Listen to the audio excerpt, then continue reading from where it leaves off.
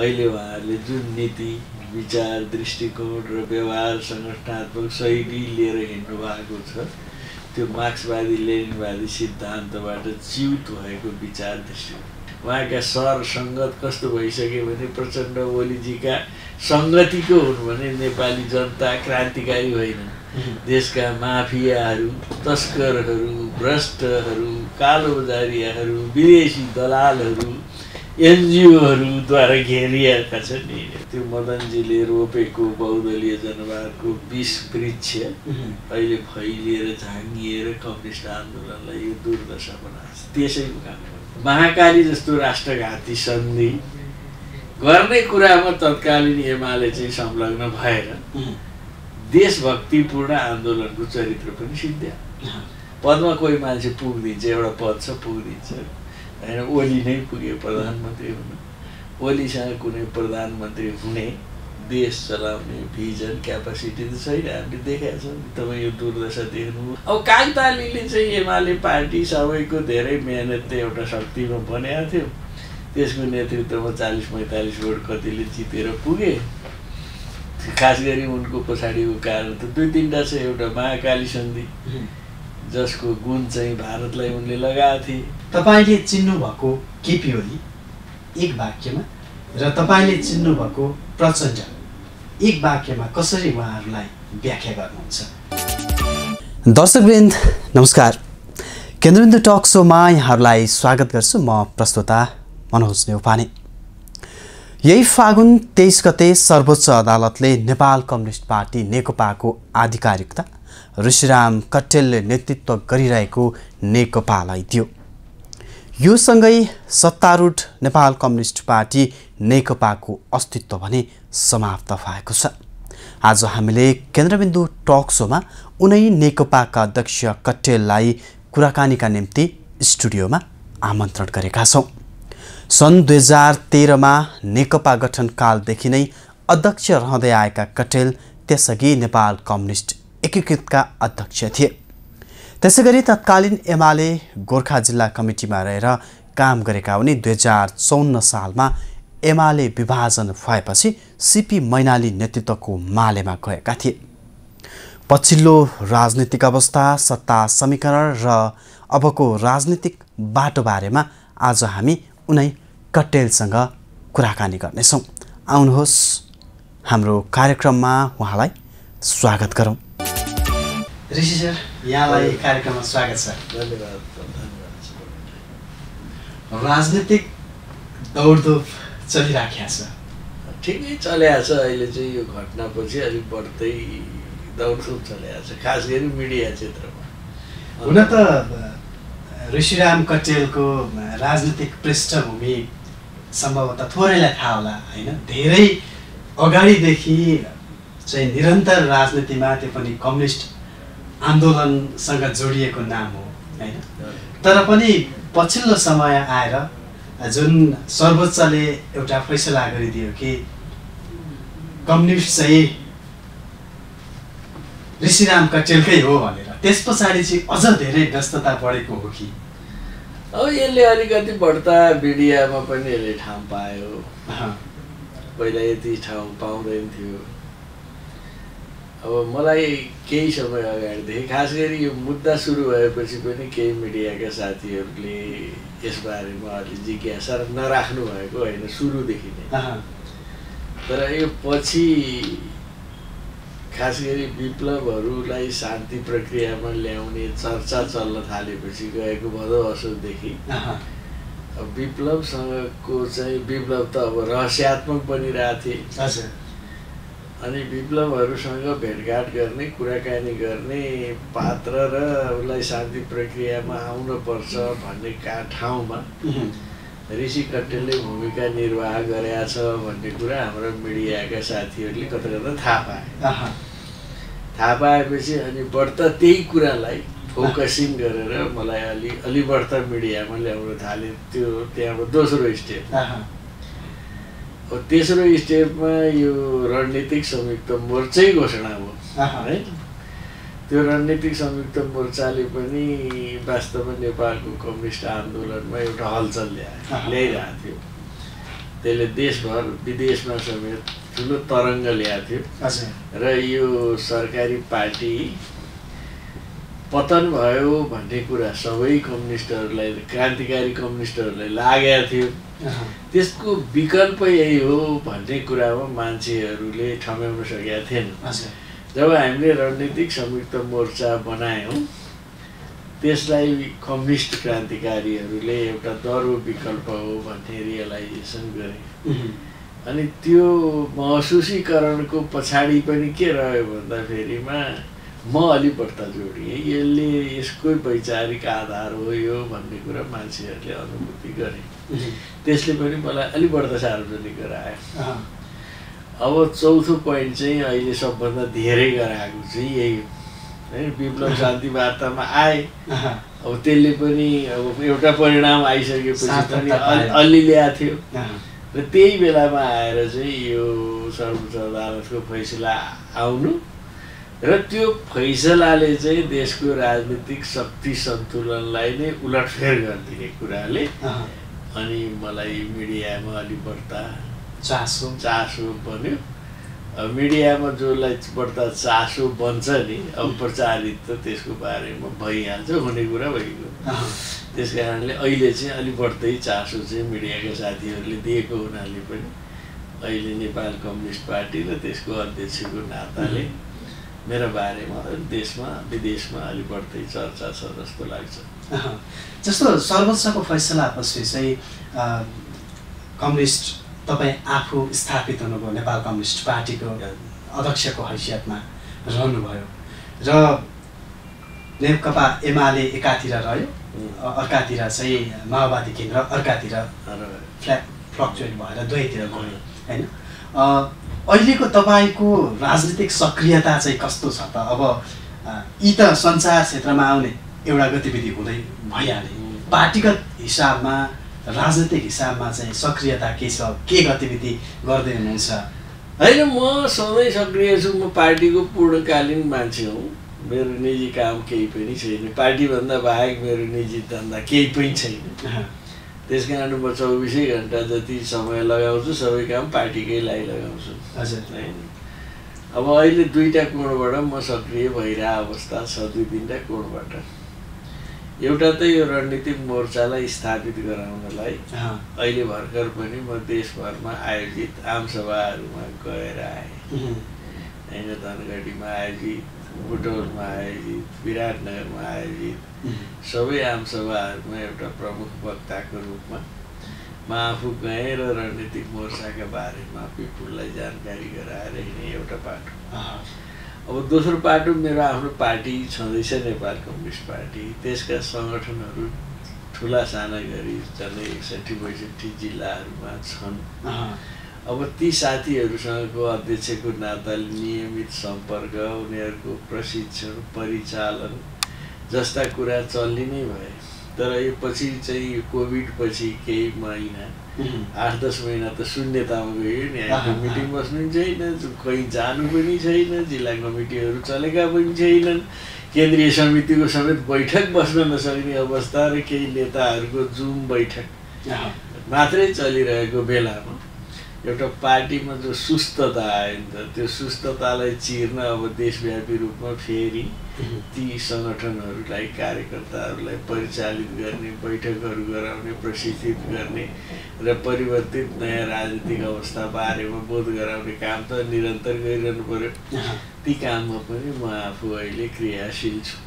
यो निर्णयसँगै अथवा चाहिँ नेपाल कम्युनिस्ट पार्टीको एक्लो अध्यक्ष भएको हैसियतले पनि अब यो जिम्मेवारी बढ्नेछ, सक्रियता बढ्नेछ? अनि हाम्रो काममा पहिलेदेखि नै हामी नेपाल कम्युनिस्ट पार्टीका संस्थापक नेता पुष्पलालजीको उत्तराधिकारी पार्टी हो।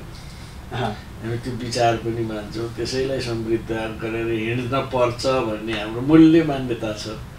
त्यस कारण पार्टी संस्थापकको एउटा उत्तराधिकारी पार्टीको हैसियतले हाम्रो कालमा यो जिम्मेवारी पनि छ कि नेपालको कम्युनिस्टहरूलाई फेरि पुनर्गठित गर्नु, बिग्रेकाहरूले त अब समाप्त पार्न लागे, बाँकी रहेका क्रान्तिकारीहरूलाई एक ठाउँमा ल्याउनु र नेपालको कम्युनिस्ट आन्दोलनलाई फेरि सफल बलियो बनाएर समृद्ध बनाएर एकताबद्ध गर्नु हाम्रो मुख्य काम पनि हो।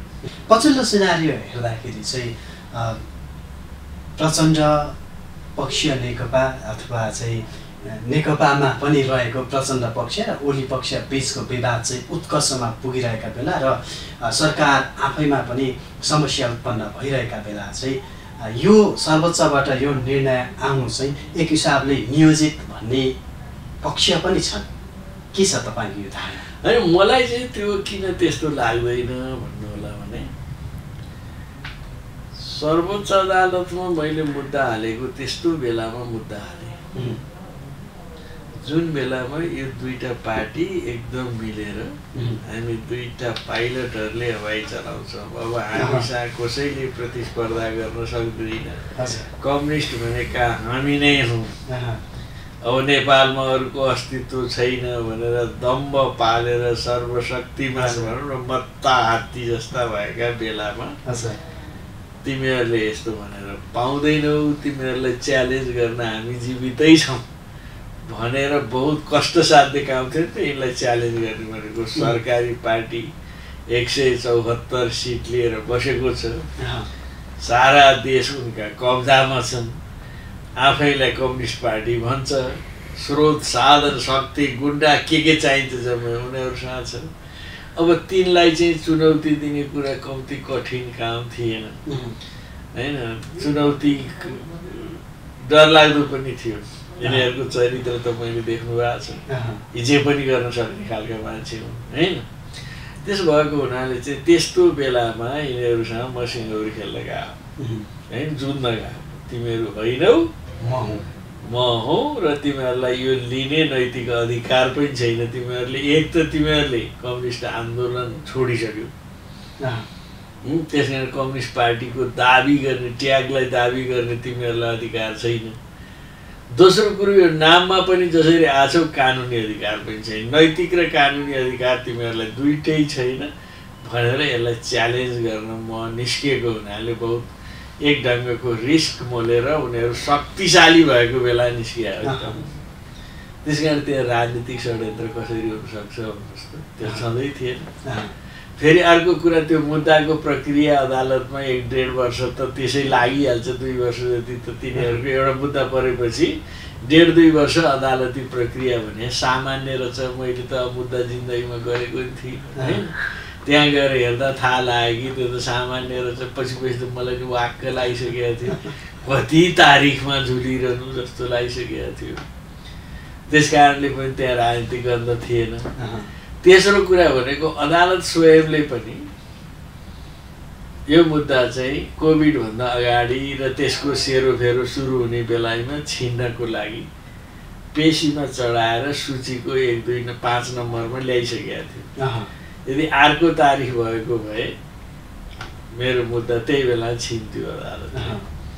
यसको अर्थ तपाईँ चाहिँ ढुक्क हुनुहुन्छ कि यसमा केही पनि यसमा कुनै राजनीतिक केही पनि छैन, राजनीतिक पूर्वाग्रह केही पनि छैन। त्यो देखि अदालतलाई पनि के गाह्रो थियो भने कमसेकम त्यो त मैले यो न्यायाधीशहरूलाई पनि एउटा कुराले असर पुग्यो जस्तो लाग्छ कि कहिलेकाहीँ। उहाँहरू पनि सुन्नुहुन्छ होला नि त, टेलिभिजन इन्टरभ्यूहरू आदि इत्यादि त सुन्ला नि त न्यायाधीशहरू पनि। त्यो मुद्दाको बहस हुने क्रमकै बेलामा मलाई त्यो कान्तिपुरको चाहिँ त्यो हेडलाइनर्स भन्ने प्रोग्राम बिहानमा त्यसले चलाउँछ, त्यसले मेरो इन्टरभ्यू चाहिँ नि त्यो प्रकाशन गरेका थिएँ, प्रचार गरेका थिएँ। त्यो बेलामा अयोधी यादव जो चाहिँ यो मेरो पार्टीको विरुद्धमा दर्ता गर्ने प्रमुख निर्वाचन आयुक्त हो, उहाँले सुन्नुभएछ। मुद्दा बहसमै थियो, छिनिएको थिएन। सुनेपछि उहाँले तत्काल म विराटनगरमा थिएँ, फोन गरेर माफी माग्नु एक ढङ्गले होइन। म विवश थिएँ, बाध्य थिएँ। तपाईँले त्यो बेलाको सिन देख्नु भएको छ ऋषिजी, यस्तो अप्ठ्यारोमा हामीले काम गर्नुपर्छ भन्ने ढङ्गले त्यस्तो आवाज हुने गरी प्रस्तुत गरेर शब्द त ठ्याक्कै त्यही थिएन। त्यसको आशय त्यो बुझिन्थ्यो। त्यसको आशय चाहिँ जो चाहिँ माओवादी केन्द्र र एमालेको जति बेला चाहिँ एक दबदबा थियो त्यो दबदबामा मैले त्यहाँभन्दा बढ्ता रोक्न सक्दै नेपाल कम्युनिस्ट पार्टी चाहिँ मैले दर्ता गर्न पुगेँ त्यतिसम्म मैले भिन्नता गराउन सकेका हौँ जस्तो उनको आशय देखिन्थ्यो। र अब तपाईँले यो आन्दोलनलाई थाम्नु होला किनभने उनी वामपन्थी पहिलेदेखि चिन्जान छ है, त्यो आयुक्त भएर चिन्जान भएकै नभए वामपन्थी आन्दोलनसँग जोडिएका पात्र पनि हुनुहुने। अब यिनले यो थामेनन्, अब कम्तीमा तपाईँ थाम्नु होला भनेर मलाई एक ढङ्गले एक्सक्युज उनले गरेका थिए। उनलाई के कुरा लागेछ भने मैले त्यो प्रश्नको उत्तर दिँदाखेरिमा एउटा कुरा भनेको थिएँ। सोध्ने साथीले सोध्नु भएको थियो तपाईँ हार्नु हो भने के गर्नु, मैले हार्ने आधारमा केही पनि देख्दिनँ। यदि मैले हारेँ पनि म सडकमा जान्छु, म यो चिजलाई दस्तावेजीकरण गरेर राखिदिन्छु भावी पुस्तासम्मले अध्ययन गरौँ कि नेपालको यो बेलाको राजनीतिक अवस्था कस्तो थियो, हाम्रा आयोगहरू कस्ता थिए, अदालतहरू कस्तो थियो, न्याय प्रणाली कस्तो थियो, कति पक्षपात थियो, कति सत्ताको चाहिँ अधीनस्थ थिए, कति स्वतन्त्र थिए भन्ने कुरा भोलिको पुस्ताले पनि पढौँ। त्यसको लागि म चाहिँ अध्यावधिकरण गरेर राखिदिन्छु होइन, दस्तावेजीकरण गरेर राखिदिन्छु। र दोस्रो कुरा चाहिँ त्यो न्यायमूर्तिहरू जसले यस्तो फैसला गर्नु होला उहाँलाई पनि जागिर अहिले त जे भन्नु होला तर जागिर रिटायर भएपछि उहाँलाई चाहिँ एउटा गिल्टी बोध हुनेछ र एउटा पश्चाताप हुनेछ कि जसरी इला शर्मालाई भयो। इला शर्मा भन्ने निर्वाचन आयुक्त रिटायर हुने बित्तिकै उहाँसँग बिबिसीले इन्टरभ्यू लियो है। इन्टरभ्यू लिँदा उहाँले के भन्नुभयो भनेदेखि मलाई 6 वर्ष काम गरेँ, दुईटा कुराले मलाई आत्मग्लानी भएको छ। एउटा भरतपुरको चुनाव, एउटा नेपालको नेकपाको दर्ता जो गर्नै नहुने कामले मलाई आत्मग्लानी भएको छ, मैले त्यस्तो कुरा रोक्न सकिनँ भन्नुभयो। त्यही कुरा न्यायमूर्तिहरूले भन्नुपर्ने हुन्छ होला भोलि। अब यो जे भयो भइसक्यो होइन, जस्तो अब चाहिँ ऋषि कटेलले नेतृत्व गरेको नेकपा चाहिँ अब नेकपा एमाले र माओवादी केन्द्रसँग सहकार्य सहयात्रा गर्न सक्छ कि सक्दैन, यो कतिको सम्भव देख्नुहुन्छ तपाईँ आफै? होइन, यो राजनीतिक कुरा कस्तो हो भन्नु होला भने त्यो आन्दोलन र त्यहाँ हुने शक्ति सन्तुलनमा साथी र मित्र र विरोधी तयार हुन्छ होइन, अन्तर्विरोधका नियमहरू हुन्छन् होइन, आफैले पनि भन्नुभएको थियो अन्तर्विरोधका नियमहरू हुन्छन्। जस्तो ओलीजी अहिले सत्तामा छ, हामी सत्तासँगको प्रमुख अन्तर्विरोध राख्छौँ, सत्ताका इतर शक्तिहरूसँग मुद्दा मिली सहकार्य हुन्छ तर पार्टी एकता। तपाईँ ओलीसँग वा चाहिँ प्रचण्डहरूसँग अहिले उहाँहरूले जुन नीति विचार दृष्टिकोण र व्यवहार संगठनात्मक शैली लिएर हिँड्नु भएको छ त्यो मार्क्सवादी लेनिनवादी सिद्धान्तबाट च्युत भएको विचार दृष्टिकोण। यसको अर्थ चाहिँ सहकार्य हुन सक्ला पार्टी होइन, त्यो त ट्याक्टिकल कुरा त हुनसक्छ नि त, कहिले कोसँग हुनसक्छ, कहिले कोसँग हुनसक्छ, मधेसी पार्टीसँग पनि हुन्छ, कहिले काङ्ग्रेससँग भयो नि त हाम्रो होइन। 62-63मा 46 सालको जनआन्दोलनमा हामी र काङ्ग्रेस मिले होइन, मिल्यो नि त, तर यसको मतलब काङ्ग्रेससँग एकता गरे त होइन। त्यस्तै आउँदा दिनहरूमा पनि हामी काङ्ग्रेससँग पनि कुनै इस्युमा सहकार्य गर्न सक्छौँ होइन, मधेसका पार्टीहरूसँग नि सक्छौँ, एमालेसँग नि सक्छौँ, माओवादी केन्द्रसँग नि सक्छौँ।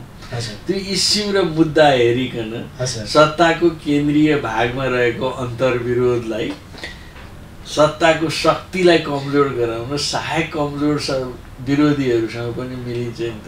त्यस्तो चाहिँ ट्याक्टिकल कुरा हुन सक्छ।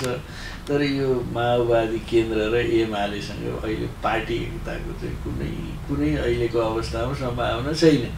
तर यसो भनिरहँदा पनि के भने उहाँहरूले चाहिँ आफूलाई रियलाइजेसन गर्नुभयो होइन, आफू गल्ती बाटोमा गएको कुरा महसुस गर्नुभयो र त्यसबाट चाहिँ आफ्नो अधिवेशन सम्मेलन मार्फतै सुध्रने कुरा गर्नुभयो र नयाँ विश्लेषणका साथ आएर फेरि कम्युनिस्ट आन्दोलनमा जोडिने अवस्थामा पुग्नुभयो भने एकता नि हुन सक्छ।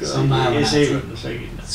उहाँहरू सुध्रिने चाहिँ मैले 1% पनि सम्भावना देखेको छैन। उहाँको जीवनशैली पद्धति, उहाँका सङ्गत कस्तो भइसक्यो भने प्रचण्ड ओलीजीका सङ्गतिको हुन् भने नेपाली जनता क्रान्तिकारी होइन, देशका माफियाहरू, तस्करहरू, भ्रष्टहरू, कालोबजारियाहरू, विदेशी दलालहरू, एनजिओहरूद्वारा घेरिएका छन् यिनीहरू।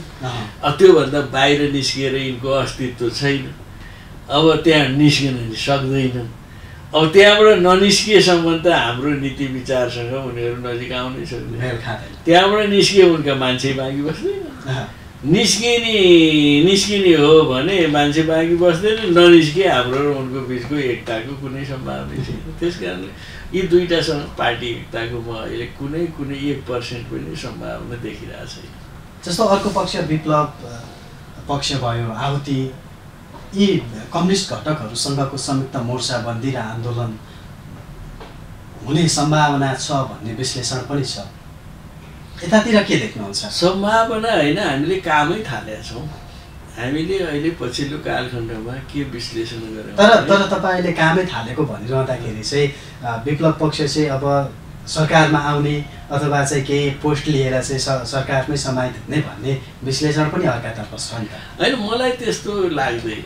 किनभने हामी 4 घटकहरू, हामी रणनीतिक संयुक्त मोर्चाका सदस्यहरू र हाम्रो सरकारसँग वार्ता गर्ने कुरामा, विप्लवलाई वार्ता गर्न जाऊ भन्ने कुरामा हाम्रा सबै घटकहरूको त्यसमा पनि मेरो चाहिँ विशेषै जोड थियो।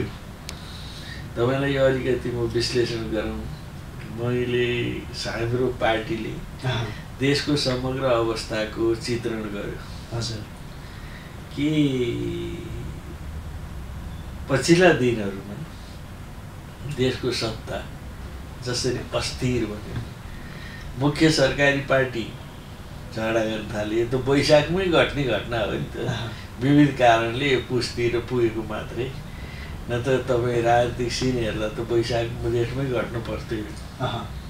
धकलिँदा यहाँ लामै भइसक्यो होइन, लामै भइसकेको थियो। त्यही बेला घट्ने खतरा बढिसकेको थियो। त्यो सबै सिनलाई हेरेर हामीले के विश्लेषण गऱ्यौँ भने अब बलियो राजनीतिक शक्ति फुट्ने, अनि यही बिचमा के हुन थाल्यो भन्नुहोस् त, यिनीहरू दुईटै थरी आफ्नो अस्तित्व रक्षाको लागि बढ्ता कहाँ गुहार लाउन थाल्यो भने विदेशी गुहार लाउन थाल्यो। यतातिर चाइनिज राजदूतको चाहिँ गतिविधि बढै छ, उता एमसिसीको नाममा अमेरिकन गतिविधि बढै छ। इन्डियनहरू स्वत अस्थिरताको सम्भाग छन्। रातारात प्राइम मिनिस्टरको रसँग भेट हुन थालिसकेका छ है। अब प्रचण्डहरू चाहिँ हामीलाई किन सहयोग गर्दैनौ, हामी त डेमोक्रेसीको पक्षमा छौँ भन्दै गुहार लाएर हिँडेकै छ। अब यो स्थितिमा के हुने भयो त भन्नु होला, हाम्रो सरकार अस्थिर हुने, कमजोर हुने, आफ्नो सत्ता बचाउनको लागि चाहिँ हरेक घटक चाहिँ विदेशीसँग बढ्ता आत्मसमर्पण गर्ने। अब त्यसले के देखा पर्यो त भन्नुहोस् त, राष्ट्र चाहिँ एउटा गम्भीर राष्ट्रिय स्वाधीनताको प्रश्न गम्भीर बनेर गयो। अब यतातिर चाहिँ विप्लवजीहरू प्रतिबन्धित हुने, अनि एक ढङ्गको हतियार छ, सेना छ भनेर व्यापक चर्चा चल्ने, प्रतिबन्धित भएपछि स्वाभाविक हुने कुरा पनि हो प्रतिरोध गर्न लाग्ने। अब विदेशी शक्तिहरूले यिनीहरूसँग त खेल्ने भए सँगै विप्लवसँग पनि खेल्यो भने के हुन्छ होइन। विप्लव एक्लिने, उसलाई आफ्नो चाहिँ सुरक्षाको प्रश्न खडा हुने, जसरी हिजो माओवादीलाई भयो। दाङ आक्रमणपछि उसलाई जसरी प्रतिबन्ध लगाइयो, सेरा 2 अपरेसनका जस्ता अनेक कुरा गरिए। त्यसपछि क्रमशः लाएर उसलाई चाहिँ यो सत्तासँग प्रतिरोध गर्ने चाहिँ साथी चाहियो, हतियार चाहियो, पैसा चाहियो, ऊ एक्लियो। त्यसपछि त्यही बेला उसँग को घुस्यो त भने तपाईँ हामीले देख्नु र घुस्यो है। रहले पैसा ठेल्यो, रहले चाहिँ हतियार ठेल्यो र प्रतिरोधको तागत निर्माण गरिदियो, जसले गर्दा राष्ट्रिय राजनीतिको यो दुर्दशा, कम्युनिस्ट आन्दोलनको यो दुर्दशा। अब भोलि पनि त्यो काम गर्दैन भन्ने त छैन।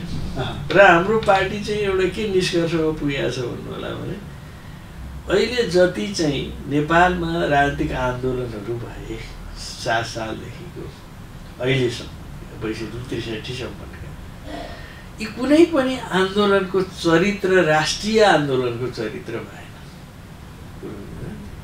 7 सालमा पनि दिल्लीले गाइड गर्नुपर्ने, 46 सालमा पनि चाक्सीबारीमा आउनै पर्ने दिल्ली नै, 62-63मा पनि प्रचण्डहरूलाई रहले चाहिँ हतियार सप्लाई गर्नुपर्ने, दिल्लीको चाहिँ 5 स्टारमा 8-9 वर्षसम्म पालेर राखेको कुरा खुल्ने होइन।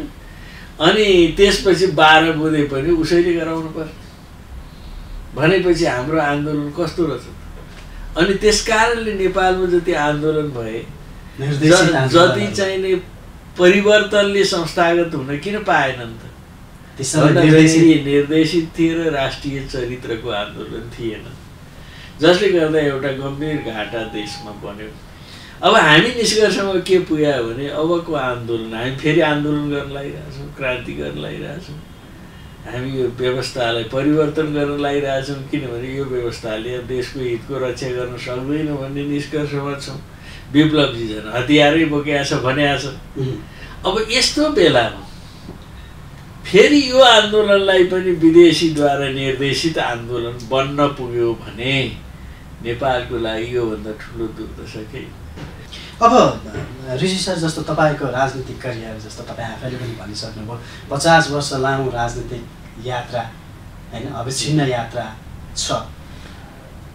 जति बेला चाहिँ मदन भण्डारी, जीवराज आश्रित होइन, उहाँहरूसँगको सहयात्रा गरिराख्नु भएको मान्छे, बिस्तारै राजनीतिमा ऋषिराम कट्टेलको त्यो उपस्थिति चाहिँ नयाँ जेनेरेसनले खासै अनुभूत गर्न पाएनन्, जति अहिले हिजो आज देखिराखेका छ। त्यो जीवराज आश्रित मदन भण्डारीसँगको यात्रा सहकार्यलाई चाहिँ कसरी सम्झिनुहुन्छ? होइन, हामी भर्खर पार्टी एउटा बनाएको थियौँ त्यो बेला। भन्नुहोस् न, भर्खर भने हुन्छ 47 सालसम्म हामी 2टा पार्टीमा थियौँ। म नेपाल कम्युनिस्ट पार्टी, मनमोहनजीले नेतृत्व गरेको पार्टीको केन्द्रीय नेता हो, उहाँहरू मालेको केन्द्रीय नेता हो।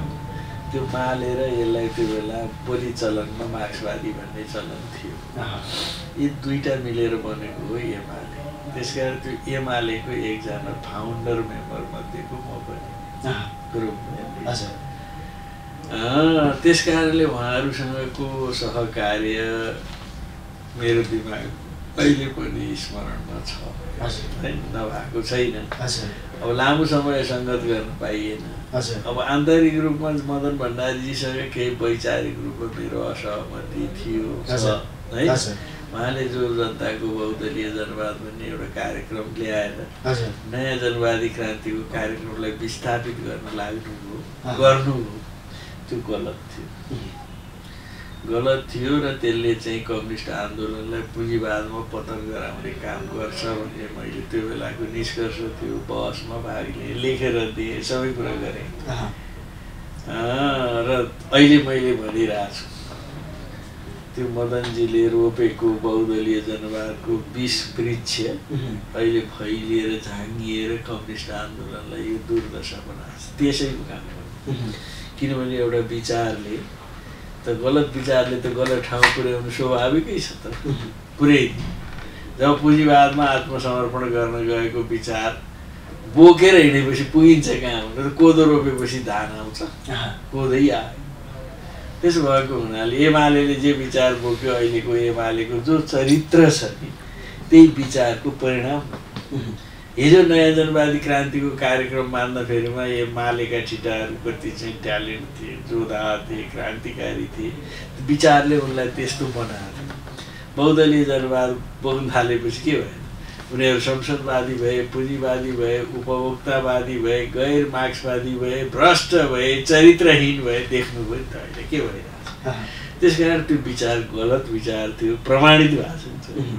गलत विचार बोकाइयो, त्यसले गर्दा म त्यो पार्टीमा विरोधमा उभिने कर लाग्यो। तर मदनजी मरिसकेपछि त दोस्रो ठुलो घटना घट्यो।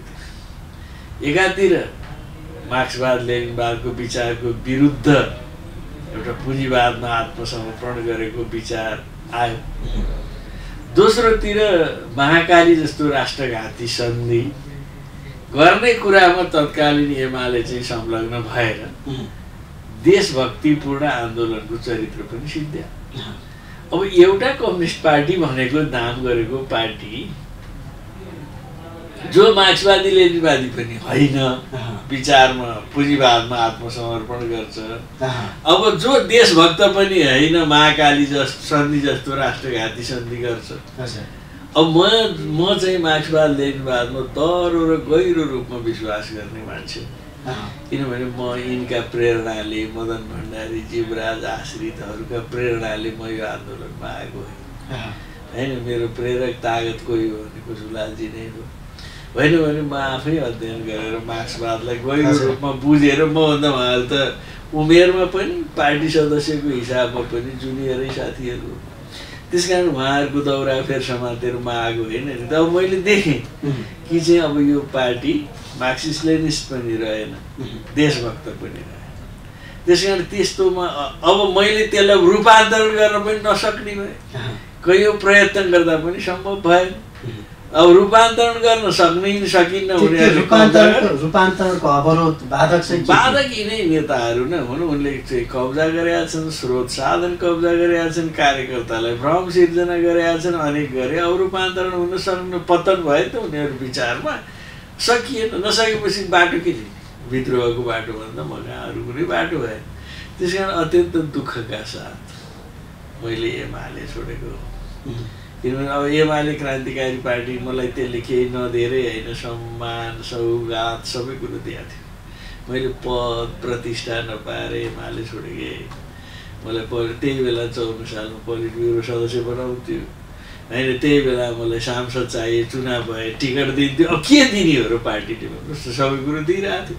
तर चाहिँ नै विचारमै असहमत भएको कारणले मैले त्यहाँबाट विद्रोह गर्न बाध्य भएँ। तर पछि तपाईँले माले पनि त्याग्नु भयो होइन। मालेको नेता सिपिजीसँग मेरो दरबारलाई हेर्ने, राजतन्त्रलाई हेर्ने दृष्टिकोणमा गम्भीर मतभेद हो। उहाँले राजाको पक्षमा बेसरी वकालत गर्न थाल्नुभयो कि अब उहाँको चिन्तनमा दरबारिया चिन्तन रहेछ। मैले त्यो बुझ्न खोजेँ। साथीहरूले त पहिल्यै भनेको थियो यो मान्छे रद्दी काम लाग्दैन नजा भनेर। यो घनश्याम भुषालहरू, टङ्क कार्कीहरू, हरि रोकाहरू जो हामीले सङ्गत गऱ्यौँ, यो मान्छेको चरित्र र काम लाग्ने छैन भने म अध्ययन गर्छु। के बिग्रियो त? माओवादी युद्ध चाहिँ चलिरहेछ, यसलाई नजिकबाट हेर्न पर्यो भने मैले 1 वर्षमै देखेँ कि उनी चाहिँ पुरा दरबारको पक्षमा वकालत गर्छ, बहस गर्छ। अहिले पनि देख्नुभयो भने कहिले पृथ्वीनारायण शाहको नाममा, कहिले कसको नाममा सोझै भन्न नसके पनि उनी दरबारलाई चाहिँ विस्थापित गरेकोमा अत्यन्तै असन्तुष्ट छ। जबकि कम्युनिस्ट पार्टीको चाहिँ उद्देश्य 6 सालमै उसले घोषणा गरेका छ कि हामी गणतन्त्रात्मक शक्ति हौँ। तपाईँको राजनीतिक करियरमा जुन देखिन्छ नि अस्थिरता सिद्धान्त, तपाईँ आफै भन्दै हुनुहुन्छ मेरो विचार मिलेन, सिद्धान्त मिलेन, म चाहिँ छुट्टिँदै गएँ भनेर। तर तपाईँको राजनीतिक करियर एकदमै अस्थिर छ र एउटा सानो घटकको अहिले अध्यक्ष हुनुहुन्छ। यसको जिम्मेवार तपाईँ आफै हो मलाई लाग्छ।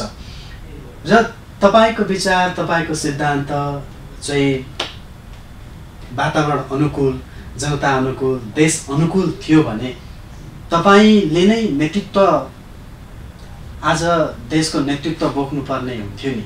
तपाईँ आफै गलत साबित भएर नै वा चाहिँ फरक अङ्ग भएर एक्लिनु भएको त होइन। होइन। अब यसो अस्थिरता हाम्रो जीवनमा एक कोणबाट हेर्दा देखियो, त्यसलाई म अन्यथा ठान्दिनँ। त्यो अस्थिरता चाहिँ बाध्यात्मक अस्थिरता। एक त सुरुमा आफै नेतृत्व गर्न सक्ने क्षमता त थिएन होइन, हामी त अलिक पछाडि लाग्ने कार्यकर्ता हो। जुन कुरा आफै विचारले पार्टी हाँक्न सक्दैन थियो, अब त्यो बेलाको कुरा एउटा रह्यो होइन। अब दोस्रो कुरा, जब आफ्नै विचारले अगाडि बढ्न पर्छ भन्ने कुरा भएपछि मैले वैचारिक सङ्घर्ष व्यवस्थित सुरु गरेँ। अब वैचारिक सङ्घर्ष सुरु गर्दै जाँदाखेरिमा विचारसँगको अनिमेलताले, विचारसँगको भिन्नताले सङ्घर्ष भए।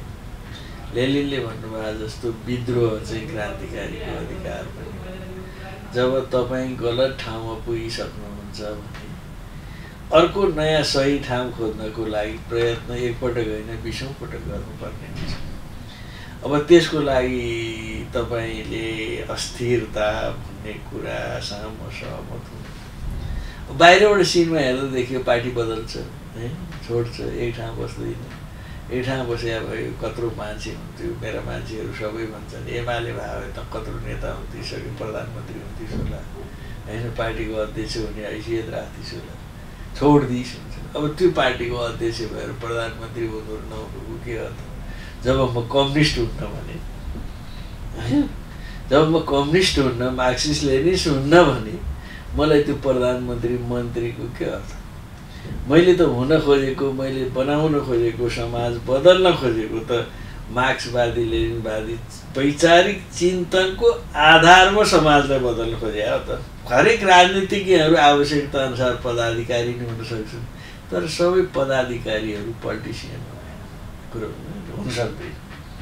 पदमा कोही मान्छे पुगिदिन्छ, एउटा पद छ पुगिदिन्छ होइन। ओली नै पुग्यो प्रधानमन्त्री हुन, ओलीसँग कुनै प्रधानमन्त्री हुने देश चलाउने भिजन क्यापासिटी त छैन, हामीले देखेका छौँ। तपाईँ यो दुर्दशा देख्नुभयो, प्रधानमन्त्री जस्तो मान्छे के बोलेका छन्, कस्तो व्यवहार गरेका छन्, सँगै काम गरे हामीलाई थाहा छैन। तर यही बाबुराम, डाक्टर बाबुरामले एउटा कुरा ठिक्क भन्यो, निधुली जोशी जस्तै भयो होइन। निधुली एउटा ज्योतिषी हो भनेर एउटा पढ्नुहुन्छ नि हामीले। अब कागतालीले चाहिँ एमाले पार्टी सबैको धेरै मेहनतले एउटा शक्तिमा बनाएको थियो, त्यसको नेतृत्वमा 40-45 भोट कतिले जितेर पुगे।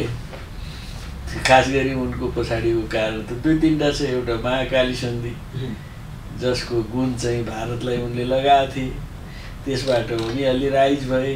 मदन भण्डारीको पपुलारिटी, जसलाई चाहिँ विद्यार्थीहरू सबैलाई चाहिँ आफ्नो साथमा लिएर त्यो पपुलारिटीलाई पनि उनले आफ्नो पुँजी बनाए। तेस्रो र महत्त्वपूर्ण कुरा एमालेमा उनले जित्नको कारण चाहिँ के हो भने माओवादीले एमालेका कार्यकर्तामाथि जो ज्यादती गरेका थिए त्यसमा चाहिँ ऊ निरन्तर भिड। तपाईँले यो भनिरहँदाखेरि विचारको द्वन्द्व चाहिँ एमालेसँगको विचारको द्वन्द्व, मालेसँगको विचारको द्वन्द्वपछि चाहिँ नेकपा तपाईँले जुन दर्ता गर्नुभयो र आज नेकपाको अध्यक्षको हैसियतमा हुनुहुन्छ, अब होल नेपालका वाम घटकहरू एक ठाउँ उभ्याउनका लागि तपाईँको भूमिका हुन्छ कि हुँदैन? कम्युनिस्ट आन्दोलनले बीजारोपण गरेका यी शक्तिहरू, यी घटकहरू, वाम घटकहरू एकै ठाउँ बस्ने उभिने वातावरण बन्छ कि बन्दैन? अब होइन, मैले र हाम्रो पार्टीले यो ऐतिहासिक जिम्मेवारी पुरा गर्नको लागि अथक मेहनत गर्नुपर्छ, त्यसमा हामी लागेकै छौँ।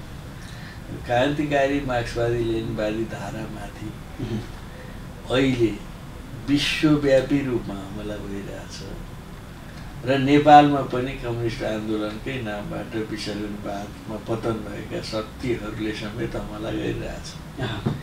त्यस कारण अब हाम्रो काँधमा हामी अब उमेरले पनि छिप्पिसकेका छौँ नि। हामीले साँच्ची भन्नुभन्दा भने अब नयाँ पुस्तालाई सबै राजनीतिक जिम्मेवारी सुम्पिएर अलिकति आराम गर्ने उमेर हाम्रो भइसक्यो।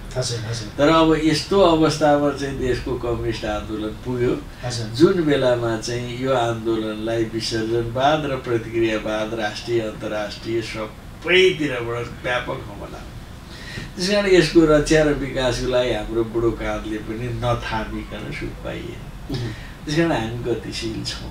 तपाईँकै व्यक्तिगत कारणले अथवा चाहिँ तपाईँकै नेकपा दर्ता गरिनुका कारणले जोडिन आँटेको नेकपा पनि फुट्यो होइन? माओवादी केन्द्र र एमाले जोडिने बेला भएकोमा त्यहीँनिर फाटो आयो। अर्कातर्फ अहिले जुन चाहिँ कम्युनिस्टकै सरकार भइराखेका बेलामा अब तपाईँकै त्यो निवेदन दर्ता गरेर सर्वोच्चले दिएको फैसलापछि त्यो पनि भङ्ग हुने अवस्था छ र सरकार गठबन्धनमा पनि समस्या सृजना भएको छ। तपाईँलाई कता कता लाग्दैन कि मैले गल्ती पो गरेँ? अब 2-3टा कोणबाट यसलाई हेर्नुपर्छ। उहाँहरू जोडिनु है, उहाँहरू जोडिएर राष्ट्रले पाएको पहिला कुरा त्यही जोडिने कुरा संसारलाई एउटा उदाहरण त भएको थियो, राम्रै भएको थियो होला। तर उदाहरण भएर पाए के? उदाहरण कस्तो भयो भन्नु भने उल्टो उदाहरण। कम्युनिस्ट भनेका भ्रष्ट हुन्छन्, कम्युनिस्ट भनेका चरित्रहीन हुन्छन्, कम्युनिस्ट भनेका चाहिँ अनुचित अधिरागवादी हुन्छन्, कमिसनखोर हुन्छन् र कम्युनिस्ट भनेका चाहिँ अराजक हुन्छन् भन्ने कुरा त संसारले देख्यो त। र अहिले प्रतिक्रियावादीहरू के भनेको छ? यहीँका काङ्ग्रेसैहरू भन्नुहोस् न, अरूका कुरा छोड्नुहोस्, के भन्नु देख्यौ कम्युनिस्टको राज। शेरबहादुर समेत के भन्न थाल्यो? मैले रुन पनि पाइँदैन भने हाँस्ने कुरा छोड्नुहोस्, मैले भनेको कुरा त्यो बेला उडाइयो, आज के हो? जनता चाहिँ झुकिए, मत हाले, तर चाहिँ देख्नुभयो कम्युनिस्टको राज भनेको चाहिँ एकताले दियो कि? पहिलो कुरा के दियो कि? तपाईँ कम्युनिस्टहरू मिलेर देशलाई के दिए? शान्ति दिए, स्थिरता दिए, समृद्धि दिए, एउटा चरित्र भएको समाज दिए, दिएन। राष्ट्रको स्वाधीनता सबभन्दा बलियो बनाए, बनाएन। के गरे त भन्नु होला भने यही पिरियडमा नेपालमा सबभन्दा विदेशी शक्तिहरूको चाहिँ चलखेल बढ्यो, हस्तक्षेप बढ्यो, त्यसलाई रोके। अनि एकताकै कुरा, एकताको नाममा कायम भएको धुन्धुकारी अधिनायकवादले यो मुलुकलाई बर्बाद भन्दा बाहेक त अरू के गर्दै त गरेन। अनि तपाईँ त्यो एकतालाई जोगाएर राखेर के फाइदा हुन्थ्यो? र मैले त बरु यसलाई यो ठाउँमा पुर्याइदिएर कमसेकम धुन्धुकारी अधिनायकवादबाट मुलुकलाई चाहिँ अलिकति जोगाउन, राहत दिन कोसिस गरेँ जस्तो लाग्छ। अब तपाईँले देख्नुभएको राजनीतिक कोर्स अबको के देख्नु भएको छ? अबको नेपाली राजनीतिक कोर्स, नेपालको पोलिटिकल कोर्स तीन ठाउँमा जान्छ कुरा हुँदैन त। एउटा यही संसदवादीहरूको चलखेल होइन, किनबेच, उठ बस, हङ पार्लियामेन्ट, सरकार बनाउने गिराउने आदि इत्यादि, यो चलिरहन्छ। एउटा क्रम थियो। भोलि चुनाव भए पनि हुने हङ पार्लियामेन्ट हो, अहिले भए पनि हङ पार्लियामेन्ट हो।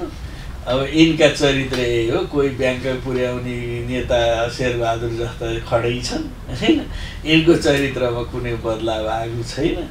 त्यस कारणले एक किनबेच, चलखेल, हङ पार्लियामेन्ट, सरकार गिराउने, बस्ने र खानी बस्ने कुरा यो शक्तिले गरिरहन्छ। एउटा पाटो थियो। अब दोस्रो पाटो हामी यसका विकल्पका सङ्घर्षहरूलाई व्यवस्थित गर्दै, मैले अघि भने एउटा राष्ट्रिय क्रान्तिको चरित्र निर्माण गर्दै जनतालाई आन्दोलित र सङ्घर्षरत गर्छौँ र यसको विकल्प शक्ति निर्माण गर्ने काममा हामी लाग्छौँ। एउटा बाटो यो जान्छ। अब तेस्रो बाटो चाहिँ यस बिचमा विदेशी तागतहरू अझै बढ्ता सक्रिय हुनेछ र चाहिँ नेपाललाई एउटा सुपर पावरहरूको रणनीतिक क्रीडास्थल बनाउन कोसिस अझै बढ्ता हुनेछ। एक दुईवटा म एकदमै छोटो उत्तर लिन्छु। हामी अन्तिममा छौँ, कार्यक्रमको अन्तिममा छौँ। नेकपा जुन कम्युनिस्ट होइन, जुन नेकपा भनेर तपाईँले दर्ता गर्नुभएको छ, नेपाल कम्युनिस्ट पार्टी, यसको चाहिँ भिजन के त? तपाईँले अरूसँगको विचार त मिलेन नै भन्नुभयो। छोटोमा यसको भिजन प्रष्ट छ।